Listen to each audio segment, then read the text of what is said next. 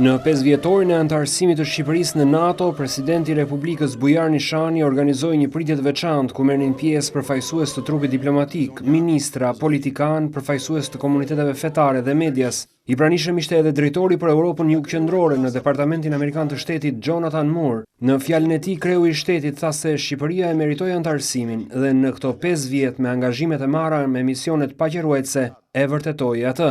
5 vjet më parë u kurorëzua një ëndër e shqiptarëve për t'u bashkuar jo vetëm aleancës më kredibile dhe të madhe ushtarake të klubit në fushën e sigurisë, por dhe aleancë të vlerave të qytetërimit perëndimor. Shqipëria ka hyrë në familjen euroatlantike në mënyrë të merituar, e vetëdijshme dhe e përgjegjshme, se duhet të kontribuojë për sigurinë në nivel rajonal dhe më gjerë, për paqen dhe sigurinë kudo në botë.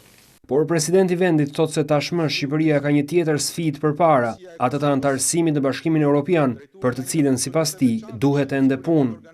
Integrimi në Bashkimin Evropian mbetet tashmë objektivi ynë parësor strategjik. Për këtë qëllim, na duhet të forcojmë demokracinë funksionale dhe të konsolidojmë shtetin e së drejtës, të luftojmë krimin dhe korrupsionin, të ndërtojmë një administratë efikase jashtë influencave partijake, të forcojmë pavarësinë e institucioneve kushtetuese, të reformojmë drejtësinë bazuar në merit, transparencë dhe profesionalizëm. Por mbi të gjitha dhe për të realizuar këto, na duhet dialog i vazhdueshëm politik, me rrahje argumentash për të gjetur konsensusin e domosdoshëm. Kësaj, politika do të vihet në shërbim të qytetarëve dhe Shqipëria do të shkojë drejt Bashkimit Evropian.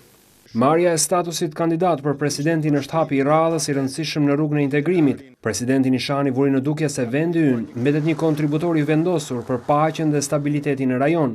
Në këtë pikë ai hodhi poshtë barazimin e çështjes së Krimeas me pavarësinë e Kosovës, ndërsa theksoi se Shqipëria mbështet vendimet e marra së fundmi nga Aleanca ndaj Rusisë pas krizës në Ukrainë.